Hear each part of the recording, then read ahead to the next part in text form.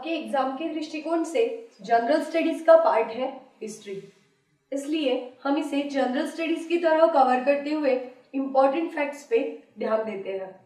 1857 के रिवोल्ट के बाद 1947 जब तक इंडिया को फ्रीडम नहीं मिला तब तक काफी फैक्ट्स आपको याद रखने होंगे।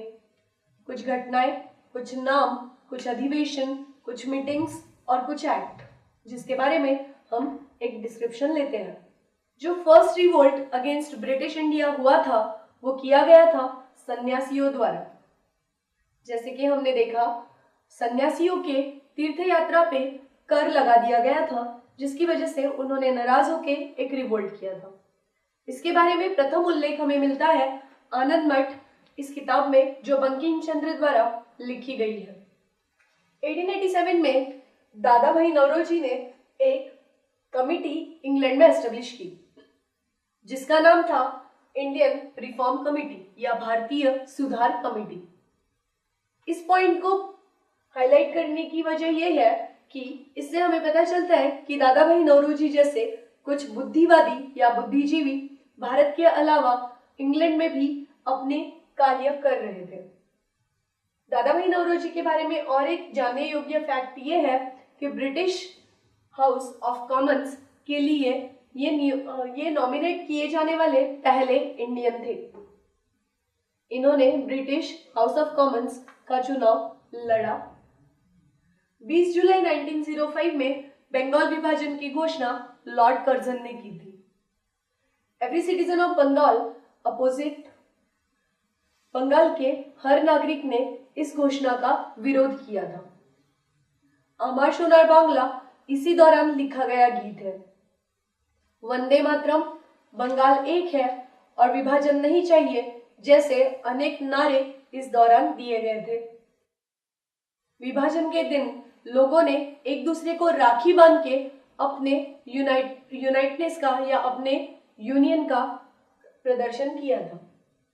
1906 कांग्रेस सेशन कोलकाता का जो था, 1906 में कोलकाता में जो कांग्रेस अधिवेशन हुआ था उसमें दादा भाई नौरोजी ने पहली बार स्वराज्य की डिमांड की थी। 1906 ये वो पीरियड था जब पहली बार स्वराज्य या अंग्रेजों की गुलामी से मुक्ति ये कंसेप्ट सामने आ रहा था और इसके आग्रहकर्ता थे दादा भाई नौरोजी। 1907 में सूरत सेशन में या सूरत अधिवेशन में कांग्रेस में डिवीजन हो गया। स्वदेशी आंदोलन को चलाने के प्रक्रिया को लेके ये रिवोल्ट कांग्रेस में हुआ और इस विभाजन का नतीजा था एक्सट्रीमिस्ट और मॉडरेट्स का डिवीजन।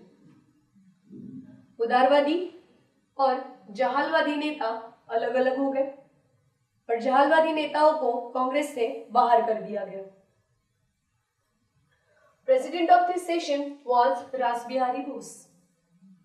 1905 में श्यामजी कृष्ण वर्मा इन नेता ने लंदन में इंडियन होम रूल सोसाइटी की स्थापना की। 1911 में दिल्ली दरबार आयोजित हुआ, जिसमें क्वीन मैरी और जॉर्ज पंचम ये इंग्लैंड के राजा या राज्यकर्ता थे जो इंडिया में आए थे। उस वक्त भारत के वाइसरॉय थे लॉर्ड हार्डिंग। इस दिल्ली दरबार में दो मुख्य घोषणाएं हुई, जो थी cancellation of division of Bengal, Bengal का विभाजन कैंसिल कर दिया गया, रद्द कर दिया गया, और transfer of capital from Kolkata to Delhi. अब तक भारत का कैपिटल कलकत्ता था, जो 1911 के दिल्ली दरबार के बाद दिल्ली लाए जाने की घोषणा कर दी गई। इसी तरीके के बहुत सारे फैक्ट्स हम और आगे देखेंगे। उसके पहले हम देखते हैं एक्सट्रीमिस्ट और मॉडरेट में क्या अंतर था। जो जहालवादी नेता थे कांग्रेस के, वो एक उभरता वर्ग था।